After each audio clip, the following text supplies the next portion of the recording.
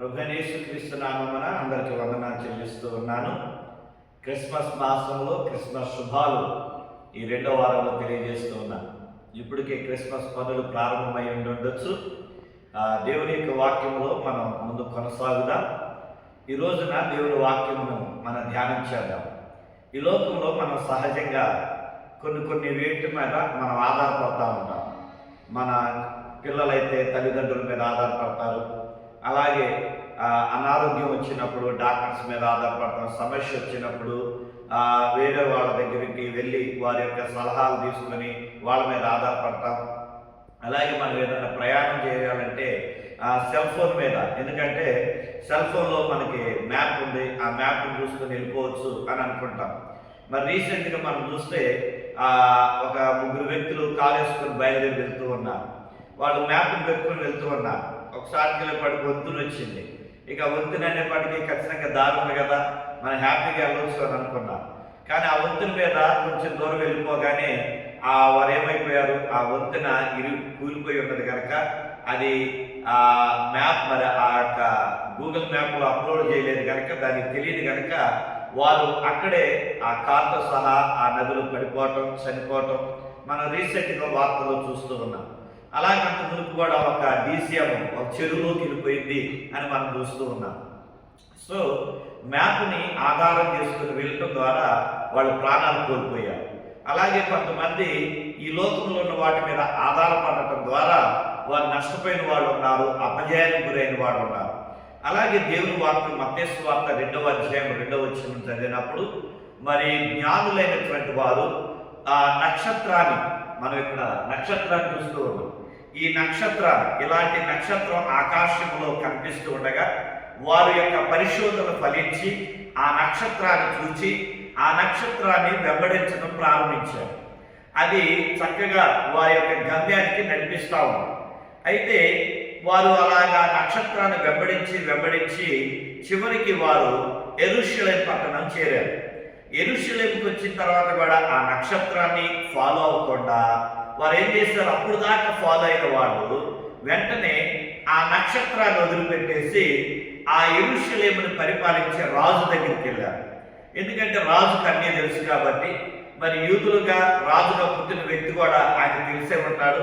మరి ఆయన యూదుల రాజుగా పిలువబడుతున్నాడు కాబట్టి ఆ ఏ రోజు యొక్క కుటుంబంలోనో లేకపోతే వారి బంధువుల కుటుంబంలోనే పుట్టుండొచ్చేమో అన్న ఆ ఆలోచనతో బస్సు అక్కడికి వెళ్ళొండొచ్చు. అందుకనే మనం ఈ పాట పాడుతూ ఉంటాం. యెరూషలేము త్రోవలో వారు వెళుతూ ఉండగా ఆ 2వ లైన్లో రాయబడుతుంది, ఎరిగిన దారి తొలగిన వేళ ఎదలో కృంగితి అనే ఆ 2వ లైన్లో మనం పాడుకుంటాం. అంటే వారు ఏం చేశారంట, త్రోవ తప్పిపోయి ఆ హేరోదు రాజు దగ్గరికి వెళ్ళటం ద్వారా, ఆ త్రోవ తప్పటం ద్వారా వాళ్ళ ఎదలో అంటే వారి హృదయంలో వారు కృంగిపోయారు. వారి కృంగిదల అంటే వాళ్ళు బాధకు గురయ్యారు, హేళనకు గురయ్యారు, సమస్యల్లో పడిపోయారు. మనం కూడా అంటే మనకి మార్గం ఉన్నది, మన త్రోవ చూపించే మార్గాన్ని చూపించే మన చేతిలో నక్షత్రం ఉన్నది, అది దేవుని యొక్క వాక్యం. ఈ వాక్యాన్ని మనం వెంబడించాలి, ఈ వాక్యాన్ని మనం ఫాలో అవ్వాలి. ఈ దినాల్లో వాక్యాన్ని ఫాలో అవ్వకుండా వాళ్ళు ఏం చేస్తున్నారు, లోకంలో ఉన్న మనుషుల్ని అలాగే లోకంలో ఉన్నటువంటి పరిస్థితులను నమ్మి వాటి మీద ఆధారపడి ముందుకెళ్తూ ఉన్నాం. మన గమ్యస్థానాన్ని మనం చేరాలి. మన గమ్యస్థానం చేరాలంటే దేవుని మీద ఆధారపడాలి. అందుకని ఈ రోజున క్రీస్తుని వెంబడించే వ్యక్తిగా ఉండాలి, క్రీస్తుని ఆరాధించే వ్యక్తిగా ఉండాలి. ఆ క్రీస్తుని ఆరాధించకుండా ఒక ఆచారబద్ధంగా క్రిస్మస్ చేసినట్లయితే దానివల్ల ఎలాంటి ప్రయోజనం లేదు.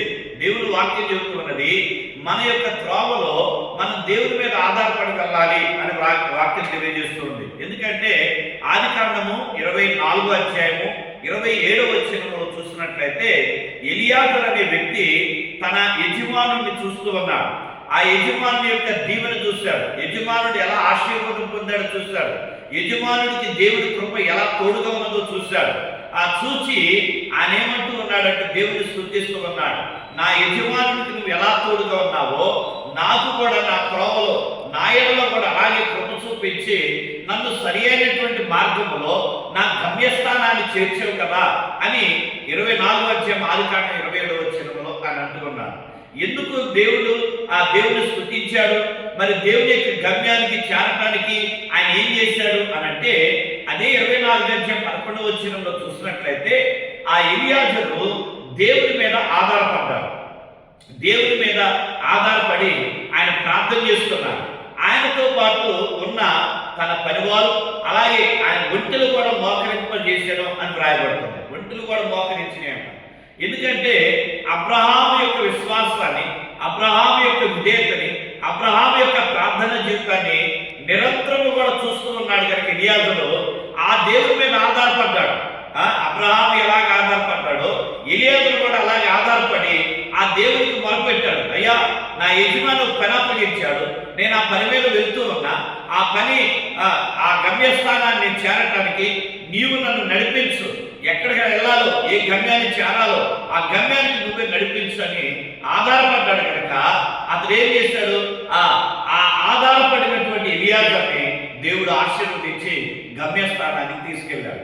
అలాగే యాకోబు 32:1 యాకోబు కూడా తన అన్నను కలుసుకోవడానికి వెళ్తుండగా ఆయన తన త్రోవలో వెళుతుండగా దేవదూతలు అతన్ని ఎదుర్కొనేది అని రాయబడింది. మరి యాకోబు కూడా ఎప్పుడు కూడా దేవుని మీద ఆధారపడే గుణం, దేవుణ్ణి గణపరిచే గుణం, దేవుణ్ణి వేడుకునే గుణం ఉంది. అందుకనే అతని యొక్క ఆసక్తి, అతని యొక్క ఆతృత చూసినటువంటి దేవుణ్ణి యాకోబుని దేవుడు అన్ని విషయాలు దీవించడం ప్రారంభించాడు. ఆయన జ్యేష్ఠత్వపు ఆశీర్వాదాలు కూడా యాకోబు తీసుకొచ్చాడు. మరి యాకోబు అంటే అన్న కోపం, ఎందుకంటే జ్యేష్ఠత్వ అధికారాన్ని తీసుకున్నాడని. మరి చంపాలనుకుంటేనే పారిపోయిన యాకోబు తిరిగి అన్నను కలుసుకోవడానికి వస్తూ ఉండగా ఆ సందర్భంలో రాయబడింది. 32:10 అయితే ఆ దేవదూతలు ఎందుకు అతన్ని ఎదుర్కొన్నారంటే, దేవుడు ఆ యాకోబుతో అంటున్నాడు, నేను నీ తోడుగా ఉన్నా, నేను నీకు అభయాన్నిస్తూ ఉన్నా, ఇరుగు నేను నీ కాపుదలకు ఉన్నా కనుక నువ్వు అభయపడవద్దు, నువ్వు కృంగిపోవద్దు. ఓ యాకోబు, నీ అన్నను బట్టి నువ్వు ఏమాత్రం పిలుపువాడు ఉండొద్దు, నీ మార్గంలో వెళ్ళు, ఎందుకంటే నీ మార్గంలో నేను నీకు తోడుగా ఉన్నాను అని దేవుడు ముందుగానే అభయాన్ని తెలియజేస్తూ ఉన్నాడు. కాబట్టి ప్రియమైనటువంటి సంగమా, ఈ ఉదయకాల సమయంలో, ఈ పరిశుద్ధ దినాన, ఈ క్రిస్మస్ మాసంలో మనం త్రోవలో వెళుతూ ఉన్నాం.